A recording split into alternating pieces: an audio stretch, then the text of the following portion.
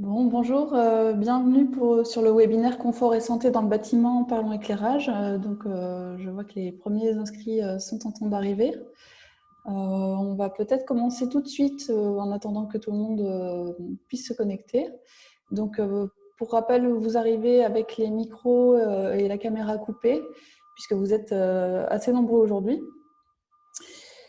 Il s'agit aujourd'hui du deuxième webinaire de l'année 2021 que vous propose le réseau breton bâtiment durable. En 2021, l'association a décidé de vous proposer tout au long de l'année un focus thématique en format court et en ligne, chaque troisième jeudi du mois de 9h à 10h. Pour ceux qui ne connaissent pas encore l'association Réseau Breton Bâtiment Durable, je vais vous faire une petite présentation en attendant que tout le monde s'installe. L'association est tout d'abord le centre de ressources techniques régionales en Bretagne sur la thématique bâtiment durable. Elle a pour mission d'informer et de fédérer les acteurs bretons de la construction et de la rénovation, de leur permettre de comprendre et de progresser vers le bâtiment durable et d'innover pour anticiper les mutations du secteur. Le réseau breton bâtiment durable apporte son expertise pour l'agence qualité construction à travers une mission d'enquête terrain et notamment sur le sujet éclairage, d'où le sujet du webinaire aujourd'hui. Nous avons le plaisir de vous proposer aujourd'hui une plongée dans la thématique éclairage. Que vous dire de plus? Au cours des interventions que vous allez suivre, vous allez entendre parler d'un certain nombre de ressources. Donc, je vais vous mettre dans pas trop longtemps le lien dans la conversation. Au fur et à mesure, peut-être que vous aurez des informations qui arriveront dans la conversation. N'hésitez pas à y poser vos questions pour les intervenantes, notamment pour Émilie Roquepotet qui est aussi sollicitée actuellement pour un salon virtuel. Donc peut-être qu'elle sera obligée de nous quitter en cours de webinaire. Donc si vous avez des questions suite à son intervention, n'hésitez pas. Donc, pour vous présenter le déroulé d'aujourd'hui, Clémence Chevalier, chef de projet technique au réseau Breton Bâtiment Durable et enquêtrice éclairage pour l'AQC, vous présentera en deuxième partie des enseignements tirés des études de terrain, donc sur une partie plus applicative. Et tout de suite, nous accueillons Émilie Roquepotet, déléguée régionale de l'agence qualité construction, pour nous parler de cette mission éclairage. Merci pour vos interventions et puis on vous écoute. Bonjour à tous. Je viens juste d'être introduite. Je suis Émilie Roquepotet, je suis de l'agence qualité construction et je suis basée à Rennes. Toujours disponible pour être une interlocutrice sur le thème de la qualité de la construction. Donc, je vais commencer ma présentation. Tac. Voilà. On va couper ici. Voilà. Donc là, le but de ma présentation, c'est surtout pour vous présenter le dispositif REX BP, donc REX Bâtiment Performant, qui est piloté par la QC depuis de nombreuses années. L'agence qualité construction, tout d'abord, petite présentation pour remettre un petit peu les connaissances à jour.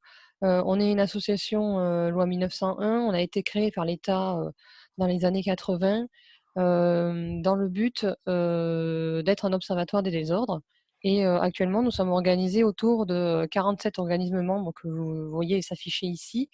Ces organismes membres, ils se réunissent à l'AQC parce que c'est une zone de consensus pour travailler sur deux thématiques principales, deux thématiques d'intérêt général, qui est la prévention des désordres et l'amélioration de la qualité de la construction.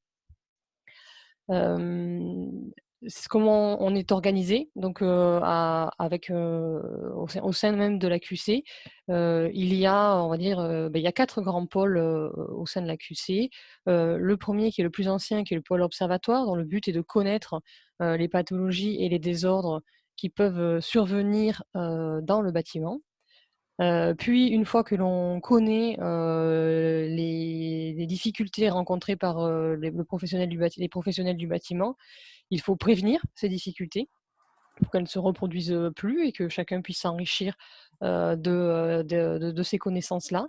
Donc, pour prévenir, on a deux pôles spécifiques. Un pôle qu'on appelle la prévention produit, qui est axé plutôt sur une maîtrise des risques des produits mis en œuvre, puisque notamment dans un processus, le processus de construction d'un bâtiment, si nous avons un produit ou un procédé qui est mis en œuvre et qui a une difficulté, un sinistre qui arrive, mais de manière récurrente, ça fait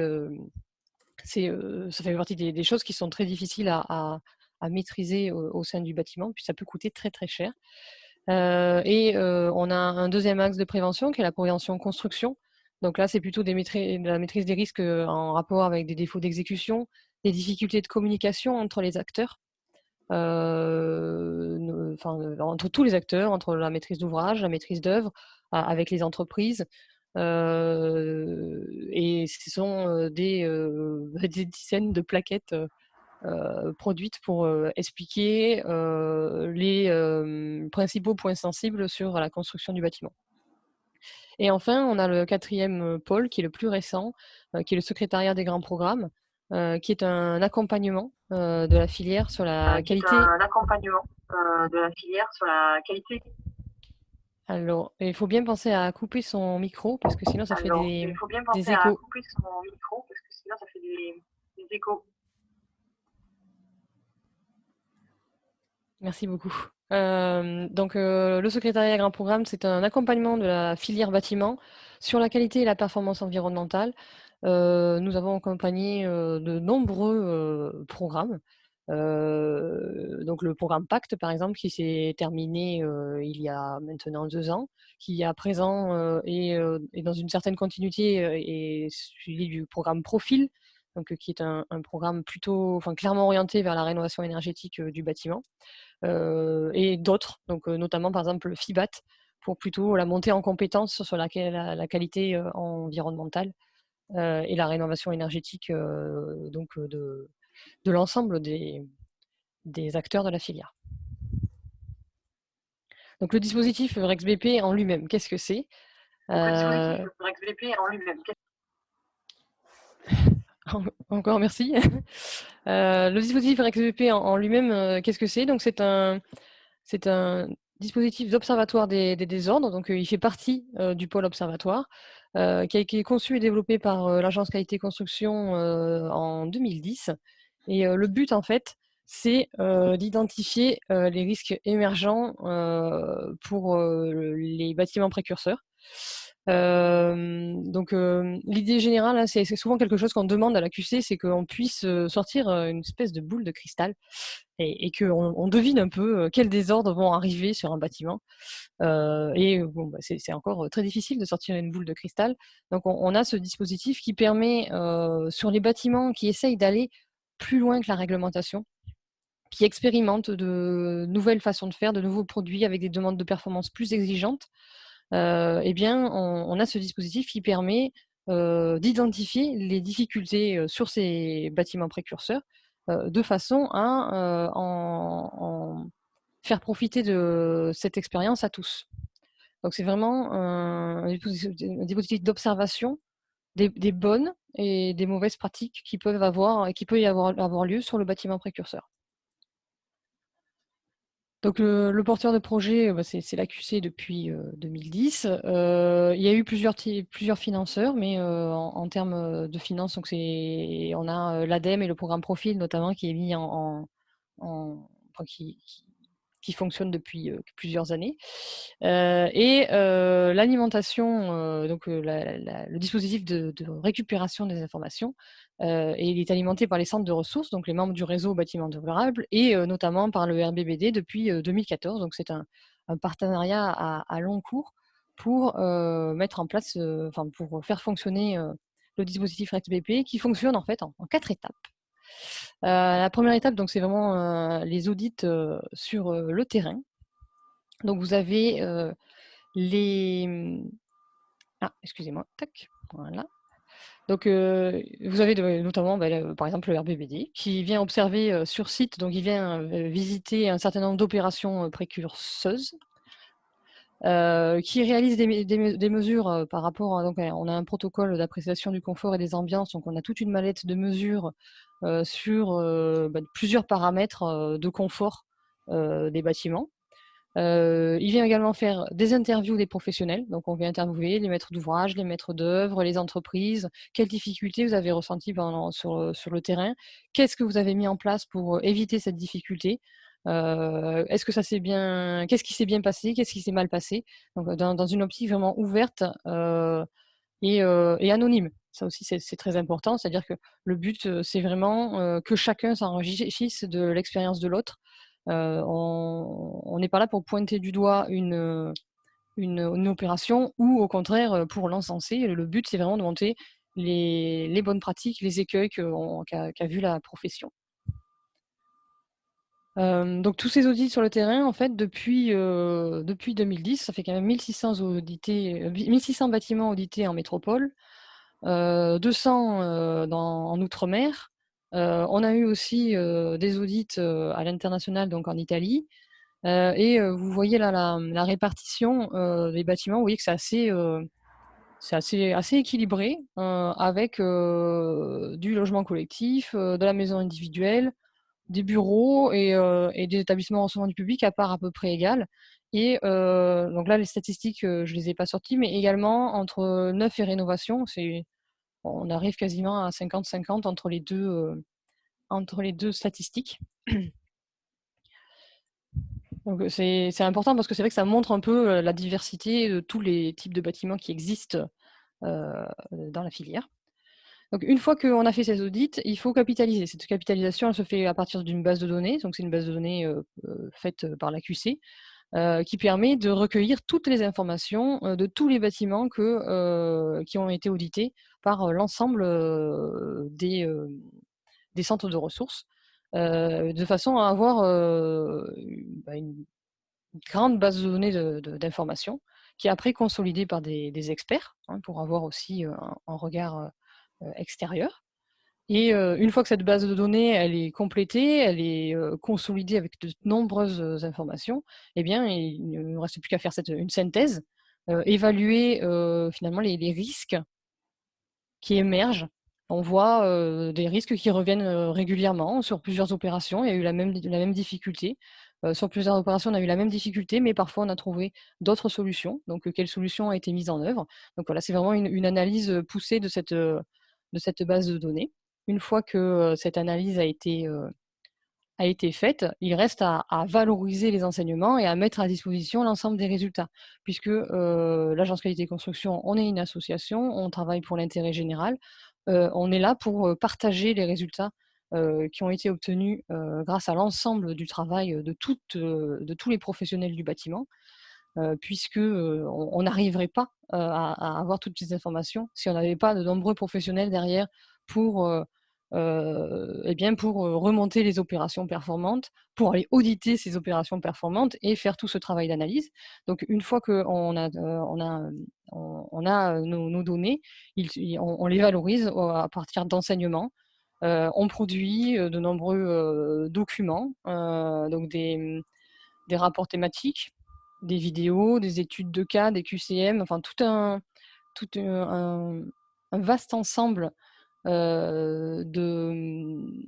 d'outils pédagogiques pour permettre de connaître et d'améliorer ses connaissances sur les risques émergents dans le bâtiment. Donc là, j'ai mis vraiment toutes sortes de productions et elles sont vraiment très très nombreuses. Toutes ces productions sont disponibles sur un site internet. Donc il s'appelle dispositif-rexbp.com. Je crois que je suis pas trop mal au niveau du temps, donc je vais pouvoir vous le présenter de façon à vous puissiez vous aussi vous en saisir. C'est vraiment un outil pour l'ensemble des acteurs de la filière.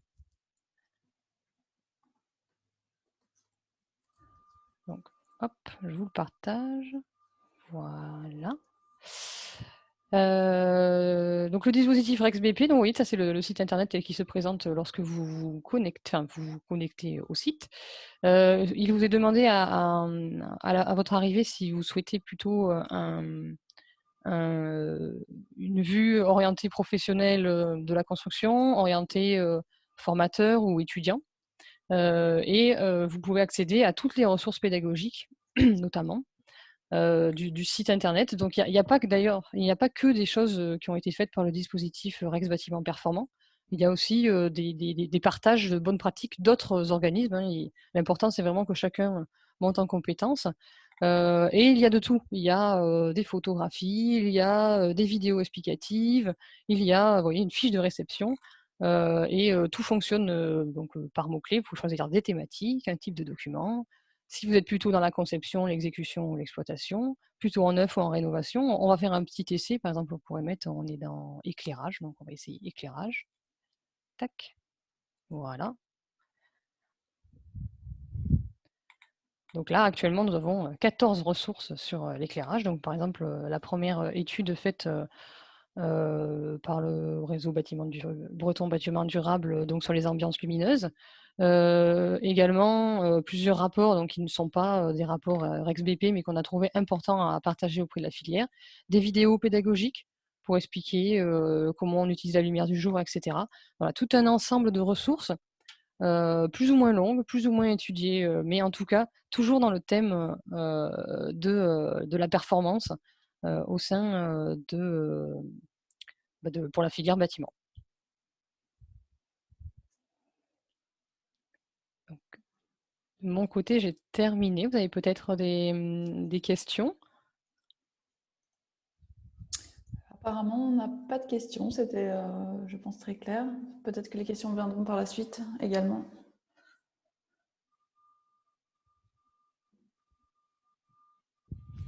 Ok, donc je prends la suite. Je vais partager mon écran.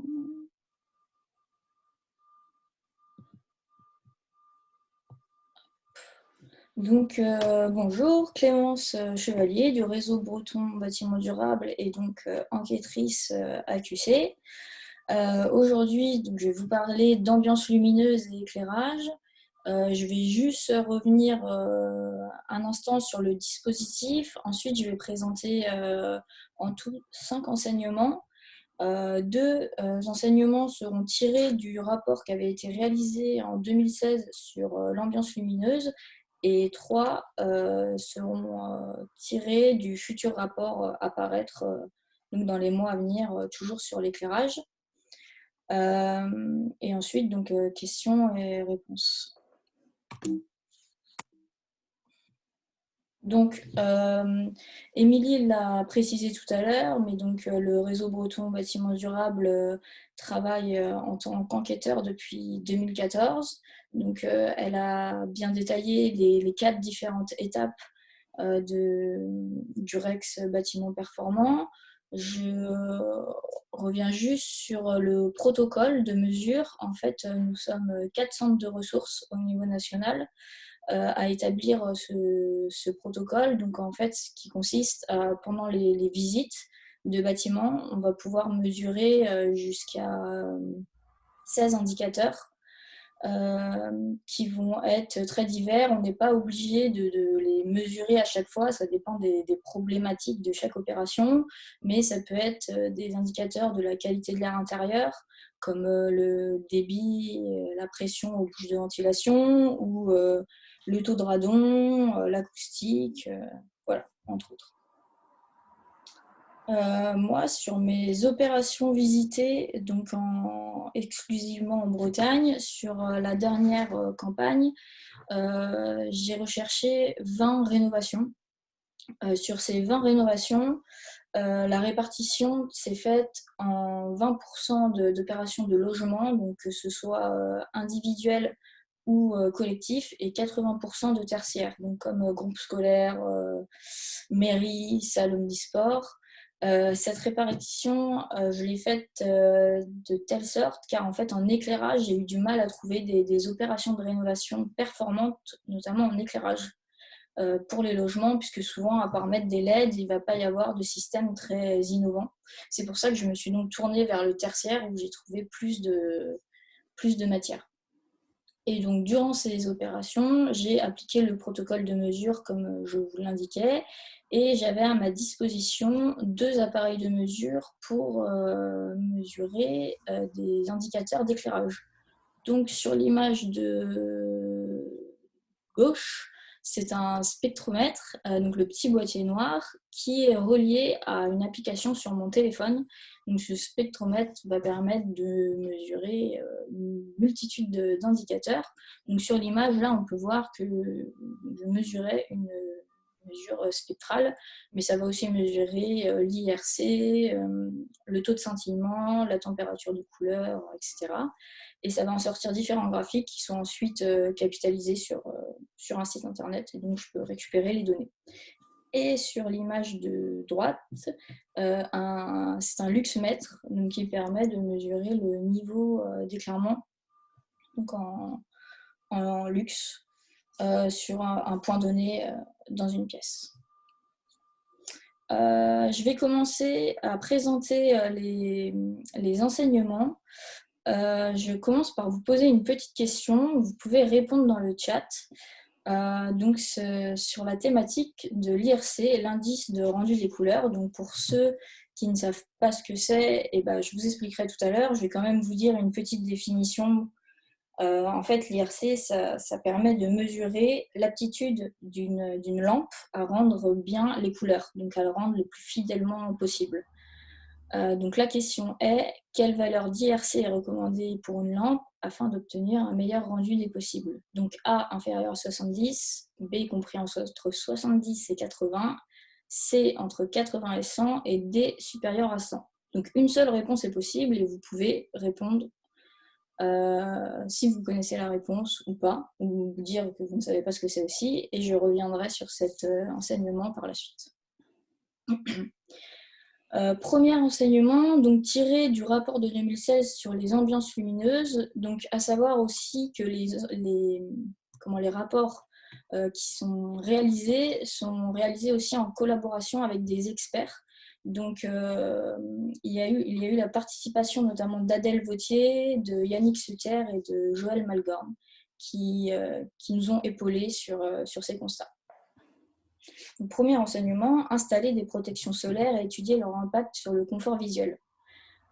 Sur cette photo, on peut voir qu'il n'y a pas de protection solaire extérieure sur cette façade ouest, ce qui oblige les habitants à fermer leurs volets pour éviter toute surchauffe. Donc les volets sont utilisés comme protection solaire. L'origine de ce constat est probablement que dans un souci d'économie financière, la maîtrise d'œuvre a considéré que les volets pouvaient servir de protection solaire. Or, ce n'est pas leur rôle primordial puisque c'est de créer l'obscurité. Les principaux impacts de ce constat vont être une perte de luminosité, car certains logements derrière ces volets sont peut-être des petits logements, donc non traversants. Du coup, par conséquent, la fermeture de ces volets va les plonger dans l'obscurité. Ce qui induit le deuxième impact, une surconsommation électrique, car si le logement est plongé dans l'obscurité, les occupants vont compenser la perte de lumière par l'utilisation des luminaires artificiels. Et enfin, le dernier impact va être une perte de la vue sur l'extérieur. Les solutions correctives à mettre en œuvre sur ce constat va être de remplacer les volets par des persiennes ou alors d'ajouter des stores déroulants extérieurs de préférence à cette configuration. Les bonnes pratiques à avoir dès la conception auraient été de choisir des solutions de gestion de surchauffe, donc adaptées plutôt aux façades est et ouest, puisque ce sont les façades qui sont le plus difficiles à gérer au niveau de cette problématique. Les solutions peuvent être des œillères, un positionnement des menus intérieurs, l'utilisation de gris-soleil, ou encore l'utilisation des masques donc naturels, la végétation extérieure, car en hiver, les feuilles tombent, donc laissent passer le soleil qui est plutôt bas, et en été, la végétation retrouve ses feuilles, donc va faire office de masque pour le bâtiment. Donc là, un exemple de bonne pratique qu'on a pu voir sur les terrains, C'est sur ce bâtiment. Donc la maîtrise d'œuvre a mis en place des œillères qui ont été correctement dimensionnées par le bureau d'études, ce qui permet d'éviter les surchauffes et donc de ne pas utiliser des volets ou autres pour les combattre. Deuxième enseignement, prévoir l'accessibilité des équipements d'éclairage. Sur cette image qu'on a pu rencontrer sur le terrain, donc on voit que le plafond est constitué donc de plaques acoustiques en bois et qu'il n'y a pas de présence de trappe d'accès. Donc l'accès aux luminaires est difficile pour l'entretien et la maintenance, ainsi que l'opération, enfin les réparations, pardon. Si on veut changer un luminaire, on est obligé donc de dévisser les plaques. L'origine de ce constat, c'est donc dès la conception, la présence de trappes, le volet maintenance et entretien n'a pas été pris en compte par la maîtrise d'œuvre et donc ça n'a pas été prévu à l'origine.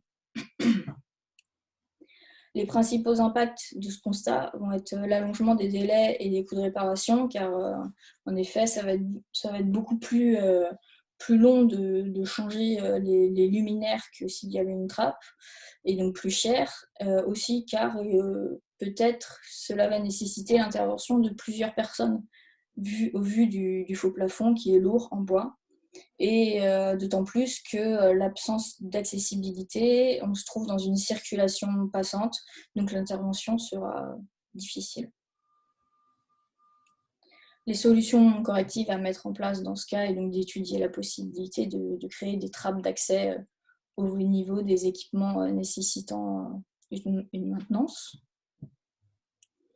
Et la bonne pratique à adopter dès la conception serait de choisir des dispositifs adaptés pour l'entretien et la maintenance, et aussi dans des cas spécifiques comme des pièces avec beaucoup de hauteur sous plafond, serait de choisir des équipements nécessitant peu d'entretien avec une longue durée de vie, par exemple, comme des LED qui ont une durée de vie plus importante que d'autres types de lampes. Un exemple de bonne pratique que j'ai pu rencontrer sur le terrain, donc là on peut voir sur cette image, il y a une trappe dans ce faux plafond, on la voit pas très bien, mais je l'ai entourée en rouge, donc cette trappe permet un accès facile pour l'entretien et la maintenance des luminaires, et donc on voit bien que sur cette image, cela ne nuit pas à l'esthétique du faux plafond, parce que sur la photo on a du mal à la voir. Ensuite, je passe aux enseignements tirés du futur rapport à paraître. Donc, la question, quelle valeur d'IRC est recommandée pour un luminaire afin d'obtenir un meilleur rendu de couleur? On me dit dans l'oreillette que la majorité de vos réponses est C, avec presque autant de ne sais pas. Et la bonne réponse est la C, compris entre 80 et 100. Effectivement, l'IRC, c'est un indice qui varie entre 1 et 99, 100 étant le taux correspondant à la lumière du jour naturel, donc là où les couleurs sont perçues sans déperdition par l'œil humain. Donc la réponse D n'était effectivement pas possible, puisqu'on ne peut pas être au-dessus de 100. Donc l'IRC en fait permet comme je disais tout à l'heure, d'adapter, l'IRC de la lampe permet de mesurer l'aptitude d'une source lumineuse à rendre le plus fidèle possible les couleurs à la réalité. Généralement, cette IRC est précisée dans les fiches techniques des luminaires. Il va y avoir une ligne IRC. Moi, je pouvais le mesurer en fait sur les terrains grâce à mon spectromètre, et plusieurs fois, j'ai pu rencontrer des luminaires qui possédaient un IRC inférieur à 80. Donc ici, j'ai mis une petite image où on voit un plateau de fruits Sur l'image de gauche, la lampe éclairant ce plateau possède un IRC supérieur à 80, donc on voit que les couleurs sont fidèles à la réalité, contrairement à l'image de droite, où l'IRC de la lampe est inférieur à 70. Donc là, on voit bien que les couleurs sont plus pauvres. Les bonnes pratiques à mettre en œuvre pour obtenir une lampe avec un bon IRC, c'est donc de choisir un taux le plus proche des 100. Donc là, j'ai mis un tableau avec les différents intervalles et donc les propriétés de rendu des couleurs. Donc on voit qu'en gros, entre 90 et 100, le rendu des couleurs est excellent. Une chose que l'on peut faire aussi après l'installation de la lampe, c'est de vérifier que les couleurs sont correctement perçues par l'œil. Voilà. Et finalement, le troisième point est de choisir un IRC spécialisé lorsque l'activité est spécifique. Par exemple, si nous sommes dans un commerce comme une boucherie, on va vouloir que le rouge possède une gamme importante dans l'IRC, puisque dans l'IRC, il y a 8 couleurs. Et chaque couleur possède aussi un indice entre 0 et 100. Et donc, l'IRC total, c'est la moyenne de tous ces IRC. Et donc, pour l'exemple de la boucherie, il faut regarder en détail que la gamme des rouges possède un bon ton pour qu'ensuite, elle soit fidèlement rendue rouge. J'ai mis aussi ce tableau qui est tiré des cahiers techniques. Donc c'est normatif. On peut voir que selon les tâches et les activités, des différents IRC sont préconisés. Donc dans les zones de circulation, escalier, c'est un IRC assez faible finalement puisque c'est une zone de passage, donc on n'a pas besoin d'un IRC important, mais généralement, il faut qu'il soit au-dessus de 80. Enseignement suivant, choisir une température de couleur adaptée à l'usage et au moment de la journée. Donc attention, il ne faut pas confondre la température de couleur ou couleur de la lumière avec l'indice de rendu de couleur. Car la température de couleur, c'est ce qui crée une atmosphère, mais ça ne modifie pas la perception de la couleur, contrairement à l'IRC, comme je viens de l'expliquer. Idem que l'IRC, je pouvais mesurer la température de couleur avec le spectromètre. Ici, on peut voir sur ce constat que j'ai pris cette mesure dans une pièce de repos et on peut voir que la température de couleur de cette lampe, qui est autour de 5000 Kelvin, n'est pas adaptée. Puisque c'est un blanc froid et donc assez agressif. L'origine de ce choix est probablement que la prise en compte de l'usage de la pièce n'a pas été prise en compte justement durant la conception. Donc la maîtrise d'œuvre ne s'est pas attardée sur les températures de couleur. Les principaux impacts vont être un ressenti non agréable pour les occupants de la pièce, ainsi que la perturbation du rythme circadien, du rythme biologique durant 24 heures. Les solutions correctives à mettre en place seraient de remplacer la lampe par une lampe avec une température de couleur plus adaptée. Donc, dans ce cas, une température avec une température plus chaude, comme autour de 3000 Kelvin. Des bonnes pratiques à mettre en œuvre dès la conception sont donc d'identifier en amont les besoins de la pièce afin de mettre en place des luminaires adaptés et aussi d'adapter le choix de la température de couleur aux activités et au moment de la journée. Donc ici, j'ai mis une échelle en fait sur 24 heures À savoir que les températures de couleur sont généralement comprises entre 2500 Kelvin, donc qui est une température chaude, et environ 6000 Kelvin maximum, qui est une température froide et qui correspond à la lumière extérieure autour de midi. Donc c'est ce qu'on peut voir sur cette échelle. Autour de midi, ça va être une lumière blanche et froide, autour de 5-6 000 Kelvin, contrairement au matin et au soir, où on va être plus sur une lumière chaude. Donc, on peut aussi faire le parallèle avec les pièces comme les chambres ou choses comme ça qui vont appeler sur une lumière chaude et les pièces de vie plus sur une lumière froide. Une bonne pratique qu'on a pu rencontrer sur le terrain, c'est la présence d'un éclairage biodynamique. Donc là, c'était dans un groupe scolaire. En fait, on peut voir que la température de couleur est gérée par l'utilisateur via cet interrupteur. Donc on voit, il y a le soleil pour midi, la lune pour le soir, le matin, le soleil qui se lève. Et donc en fonction du moment de la journée et des activités réalisées par les enfants, les utilisateurs vont appuyer sur l'interrupteur correspondant et les lumières vont être plus ou moins de température, de couleur chaude ou froide. Voilà, j'en arrive à mon dernier enseignement sur les détecteurs. Donc là, c'est une petite question si vous avez envie de répondre. Quels sont les réglages à effectuer sur un détecteur de luminosité, mais donc un détecteur de présence aura la même mince, la même problématique. Alors, on peut voir en fait qu'un détecteur possède 3 potentiomètres. Ils sont entourés en rouge sur la photo.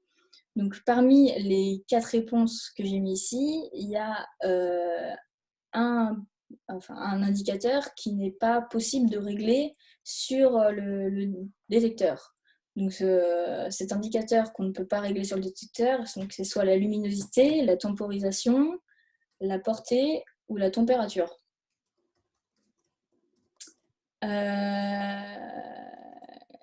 Oui, alors j'ai quelques réponses. Effectivement, température, D, et ben, vous avez tous raison. On ne peut pas mesurer la température.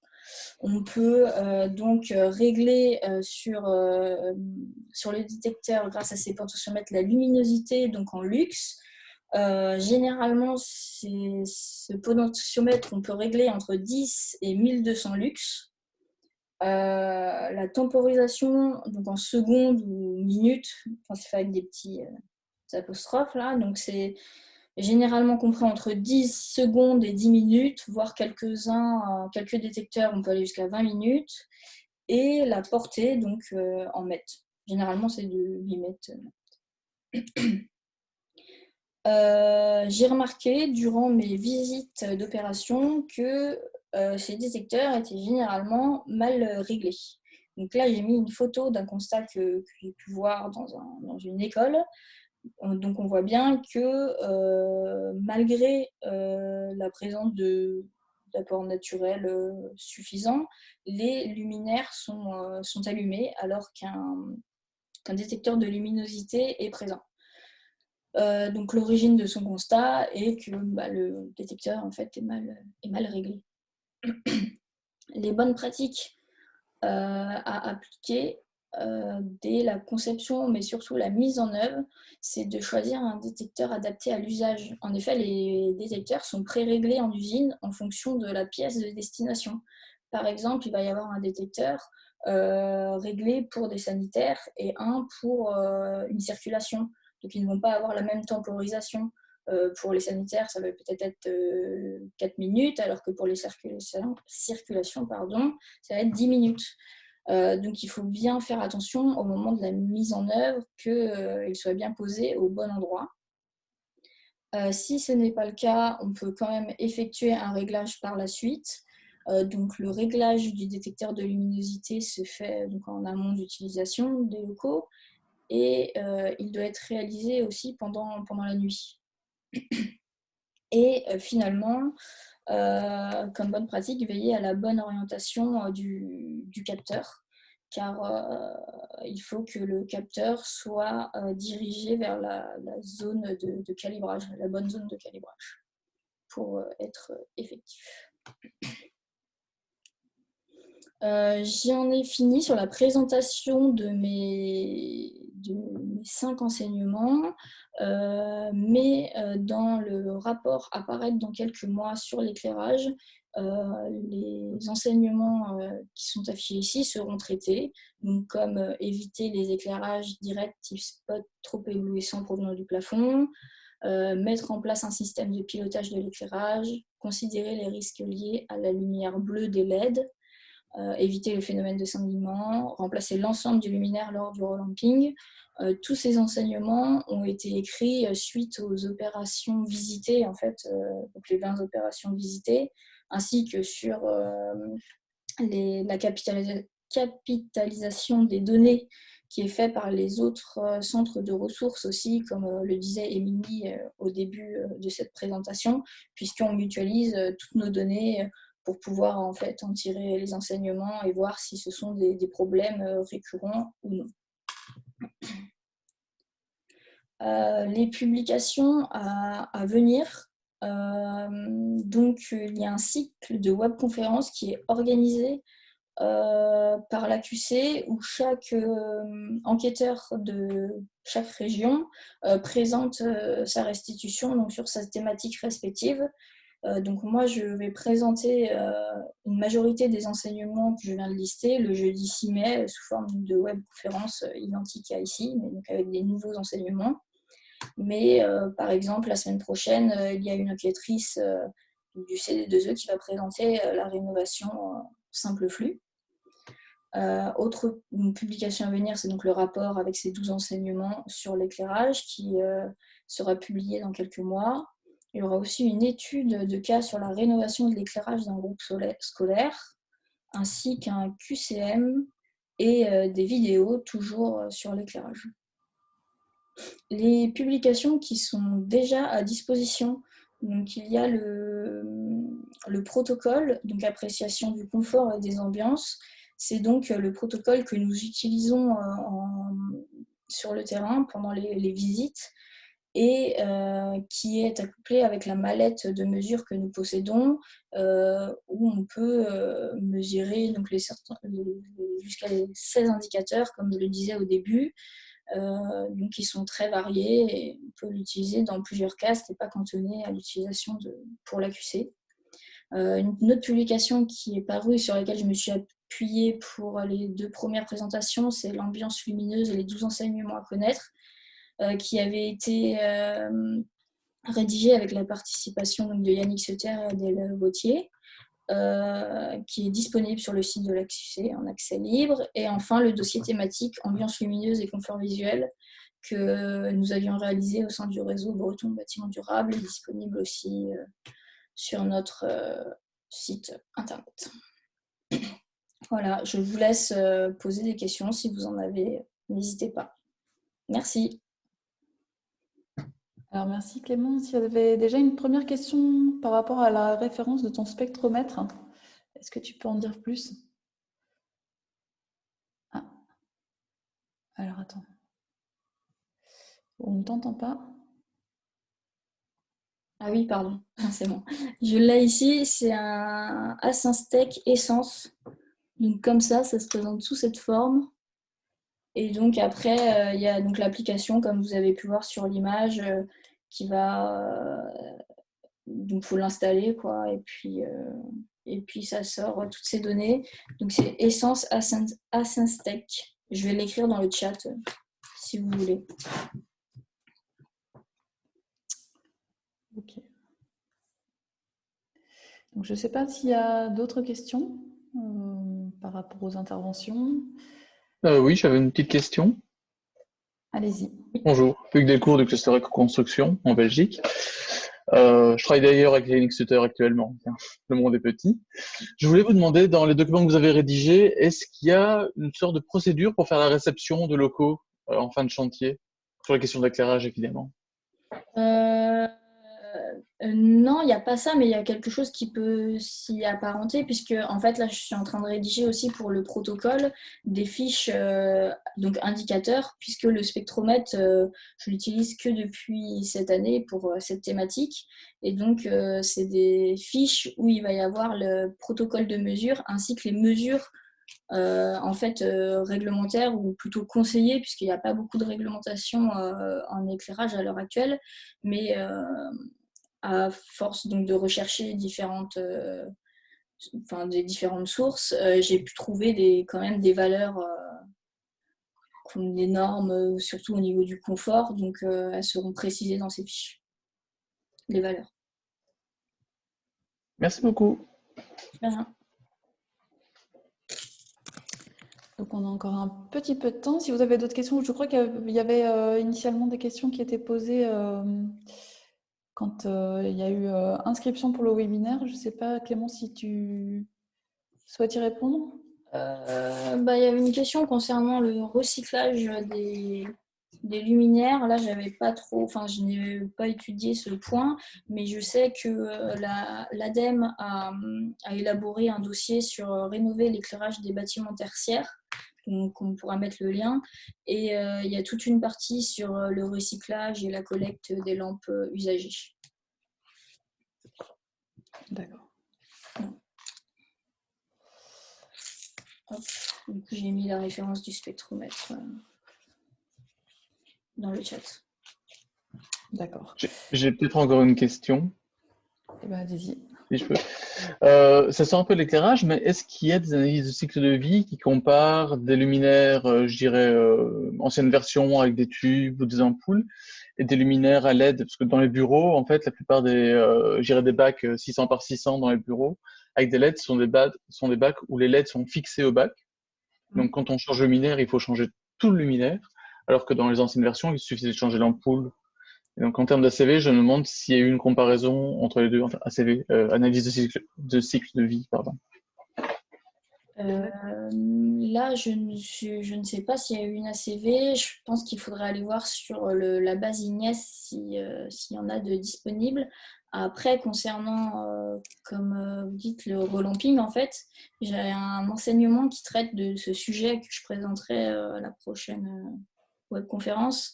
Et en fait, ma conclusion, c'était que c'était pas forcément bien donc, de remplacer directement le tube dans l'habitacle existant, puisque la photométrie du luminaire n'est pas la même. Et donc, c'est un des problèmes du relamping. Donc, après, ça ne répond pas à la question, mais, mais non, pour la piste déjà. Merci.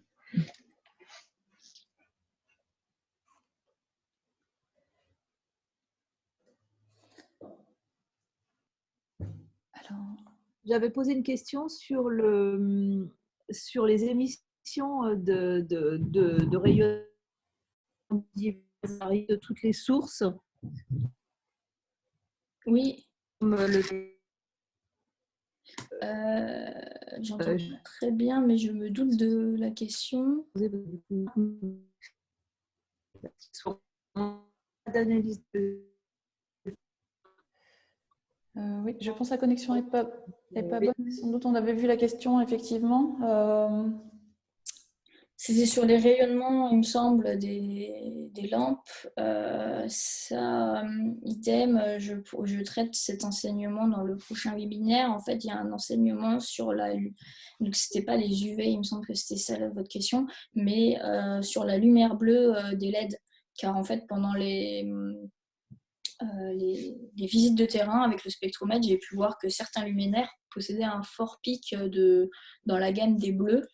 Ce qui n'est pas forcément bon, mais après il y a deux aspects. Il y a l'aspect pour l'œil en lui-même qui a sur certaines gammes va abîmer les yeux, ou alors il y a aussi l'aspect rythme circadien.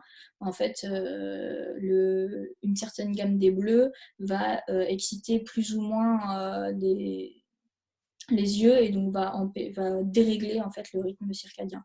Mais donc tout ça sera disponible aussi dans le futur rapport et ce sera expliqué plus en détail.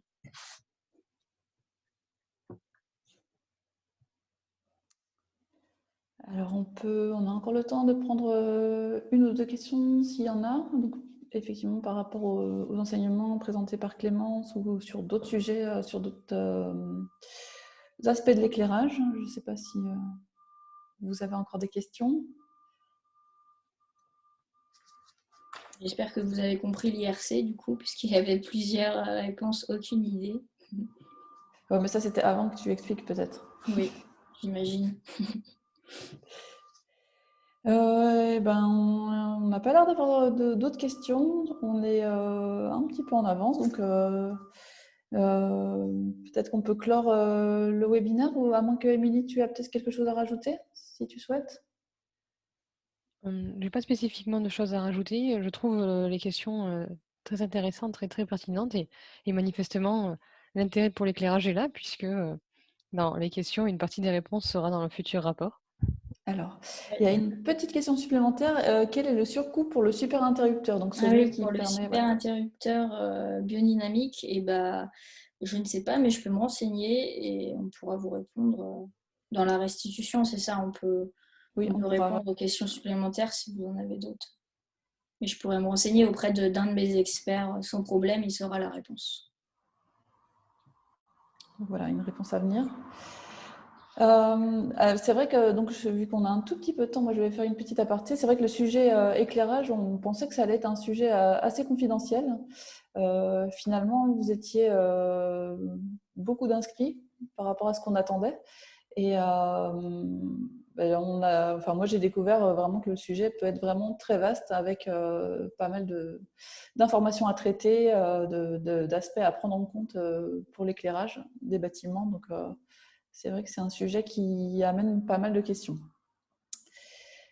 Donc, je vais vous remercier pour vos interventions et puis pour la participation de tout le monde à ce webinaire par les questions, en répondant au fur et à mesure aux petites questions qu'a posées Clémence.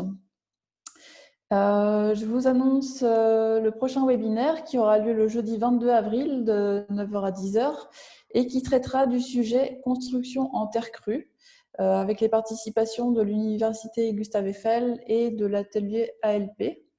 Donc voilà, un tout autre sujet. N'hésitez pas à vous inscrire quand il sera temps. Les informations seront sur notre site dans la rubrique rencontres. Donc voilà, n'hésitez pas à vous y inscrire. Et je vois qu'il y a quelques petits commentaires, peut-être avant de se quitter, dans la conversation. Voilà, donc des remerciements pour l'intérêt et le point de vue technique.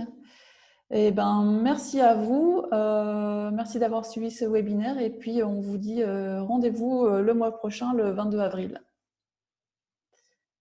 Au revoir.